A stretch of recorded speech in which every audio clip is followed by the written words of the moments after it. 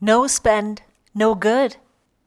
But what other ways are there to prevent the amount of ephemera, and I'm going to define ephemera in just a second, to control the amount of ephemera that comes in and goes out without exponentially growing it to such an overwhelming amount that the only thing we can do and think of is to throw it all out and not do anything with it anymore. Hi, it's Simone, and I have been thinking about this lately quite a bit because I feel like I am slowly drowning in ephemera yet again.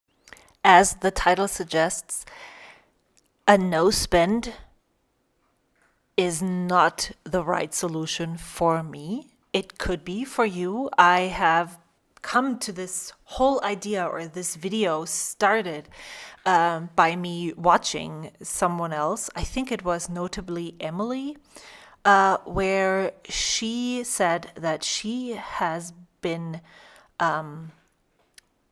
doing a no spend year in 2024, and it is currently October and it has been quite successful for her. So this is not something that I would rule out for every person, but I would definitely rule it out for myself. I often struggle with rules that span over various amounts of times. So it needs to be flexible enough for me to not firmly box me into a specific way of doing things. It needs to be something that is so flexible that I can interpret it in January differently than I am interpreting it in October. So, how is that going to look? I don't know. I asked some of my friends on my Discord server what other things they would do instead of a no spend. Well, actually, I asked them if they think that I could be successful, and they strongly advised me not to do it. And I agree. After the first initial excitement of maybe I could do a no spend year, I know that I'm not the person for that. I don't even thrive with other specific rules. But let me get to that and start by in the beginning. Ephemera for me is stickers, sticker flakes, washi rolls, washi samples, stamps, that I have accumulated over the years. Some of these things just never run out, like washi tape, and some of them, maybe I loved them at one point, but I never really wanted to use them in my journal. Maybe some of them were just too big for the surfaces that I was using. Currently in October of 2024, as I'm filming this video, I am using a standard size traveler's notebook where I fill one double page, so one spread per week. And if I am in a, let's say, heavy documenting mode, then there is not a lot of space to add stickers, ephemera of any sort to the page, because there is so much other stuff going on already, or I'm sketching and taking up real estate by that. In 2025, I will be moving to an A5 size, and I'm planning on filling up 2 pages per week. Not 2 pages, 2 spreads, so 4 pages in total. That will give me a lot more room to add stuff around the writing. I am going bigger because I really want to use more of the things that I have. Not necessarily because I need more room for my writing, but because I would love to just have a little more space to put bigger pieces onto the paper, as well as more in general. Maybe that's going to work out, or maybe not. I will let you know and take you along on the ride. But that is the very first strategy that I'm going to apply to be able to use more of the things that I have. Of course, I have so much that this will probably not even be visible or a visible dent in my ephemera stash. So I'm just thinking and letting you all know all the things that the other people said and telling you why I think they might work for me, or maybe they might not. One thing that I often do, especially with washi tape, is that I make washi samples the second the new washi roll comes in and share it with friends. This way I don't have to use the full roll, but maybe 3/4 of it. Even sharing a quarter of a roll of washi tape with someone is already helping me to be able to use up more of that tape than I would do by myself. My friend Karina from Karina Loves to Plan has some questions that she often employs for her purchases. But I'm not sure that I could actually use those to decide whether I want a sticker sheet or not. It's definitely an idea to think about. Why do I want this?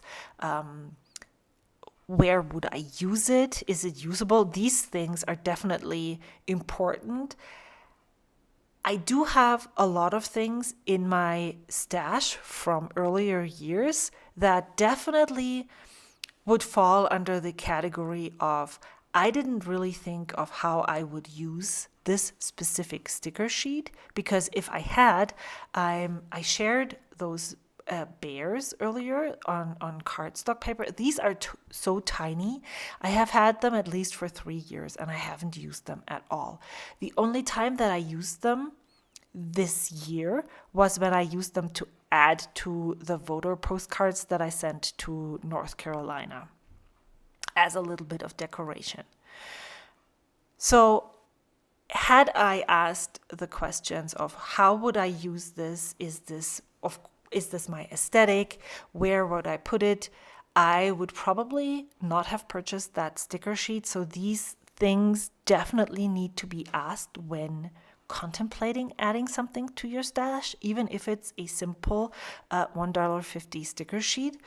But also, I'm someone who can tell themselves the story and answer the questions so that the end result is always that I need it right now. So I know how I am and how I'm doing these things. So I can't rely on myself to honestly answer these questions. Karina also often says that she waits for a certain amount of time before she places an order for something. And that's definitely a strategy that might be something that one could do.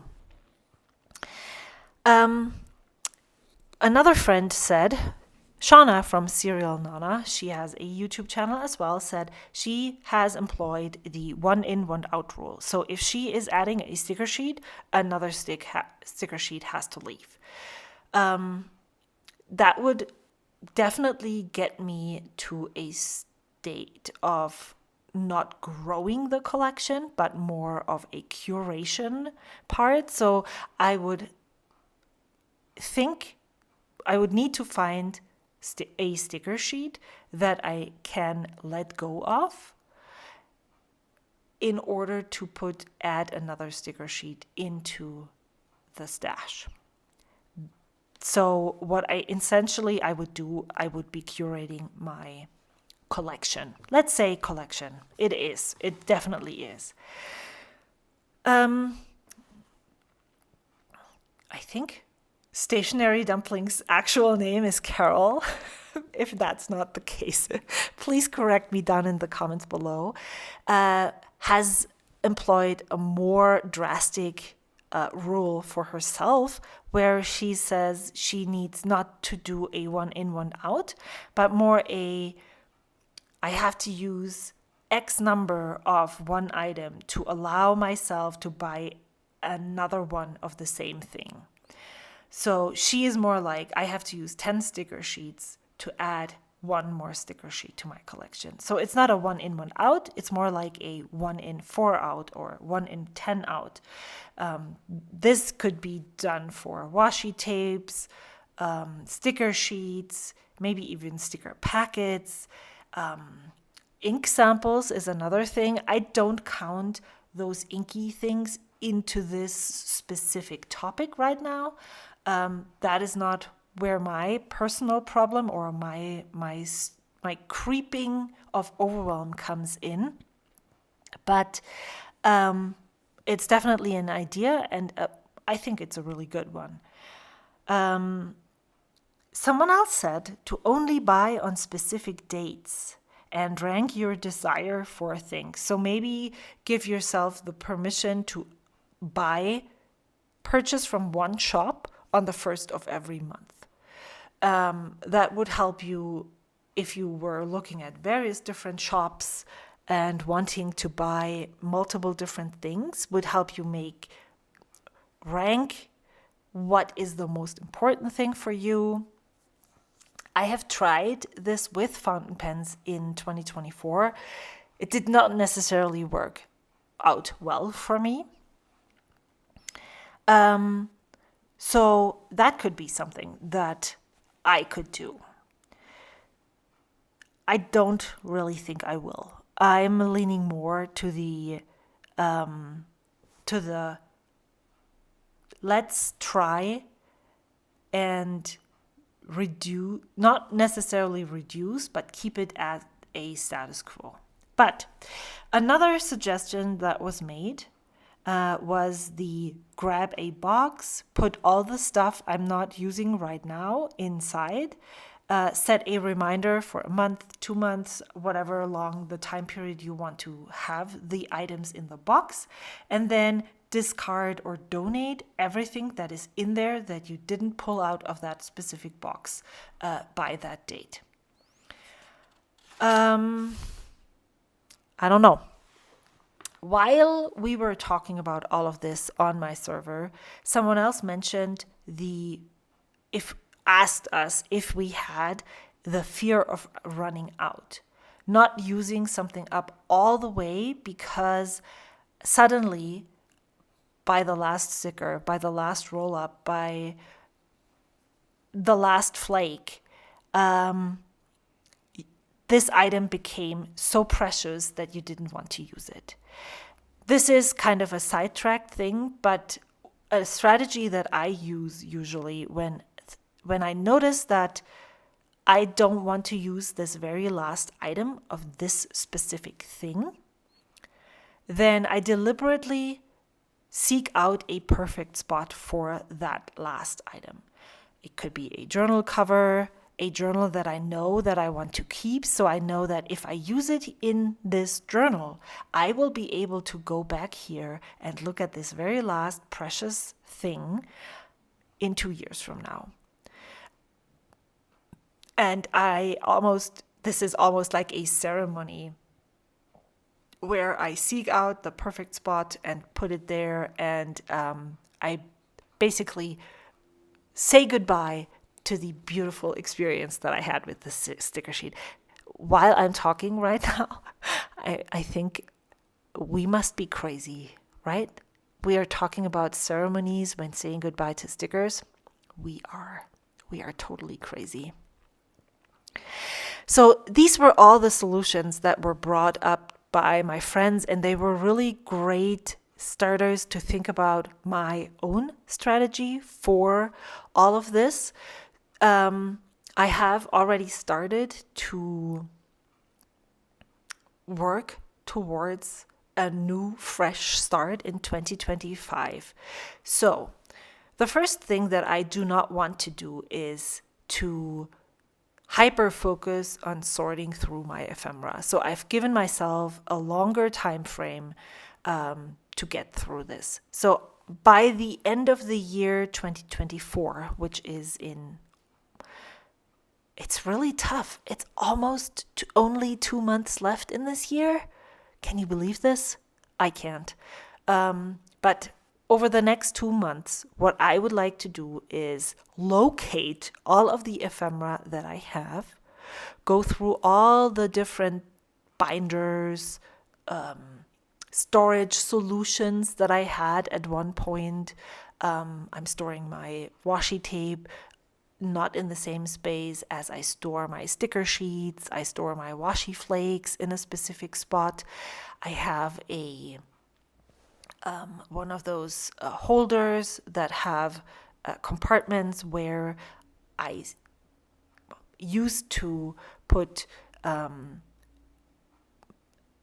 themed items that would be maybe winter, Halloween, spring, and I put them in by month so that I would grab a pack that is specifically geared towards a certain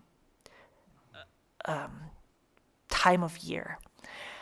So I want to go through all of those, maybe reduce them, rethink if I still want to use that binder for the year, for instance, or all the things that are there, and look through and take everything out that is not going to work for my journaling style that I liked at some point, and then take it out. I then want to start in 2025 and go back to something that I have been doing for quite a long time, is to basically at the beginning of each month pull out sticker sheets that might go with the theme that I like, put them in that cardboard box that you saw me pull out earlier, and try to use them throughout the month. And at the end of the month, I want to only keep a small portion of the items that I have and give the rest away to friends, include them in Happy Mail, and just make sure that the items that I haven't used will be loved by someone else, because clearly I couldn't make them work. And maybe sometimes it is more that I loved it on the sticker sheet. I wanted to appreciate the art, and I did. I looked at it multiple times, but I just couldn't make it work with my personal creative style. And it's okay to pass it along to someone who can make better use of that specific item, I think.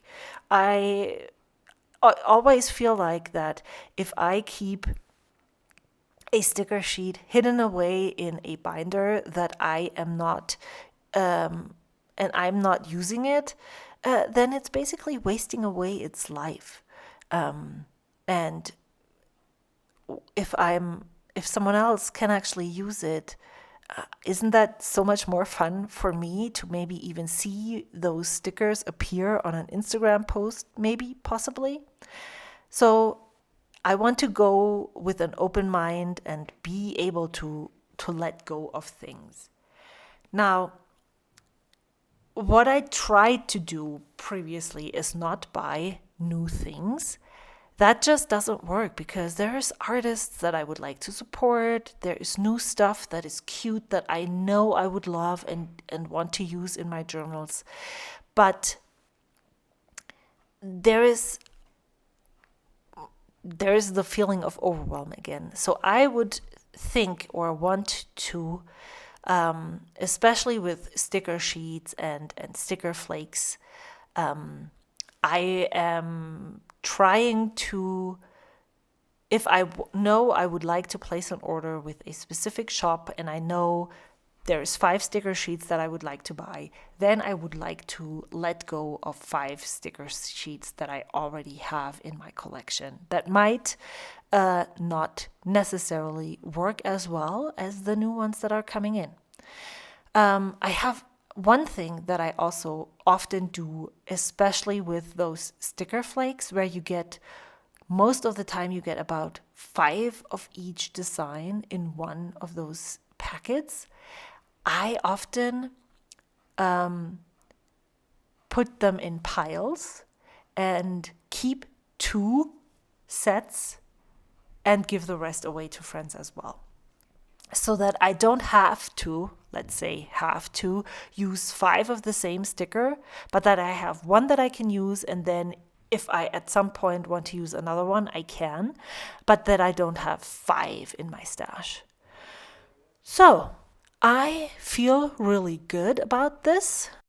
And I am looking forward to your suggestions of how I could deal with all of my ephemera, what you are doing with yours, how maybe I just have too much and I should just have one sticker sheet and use it and then use the next one.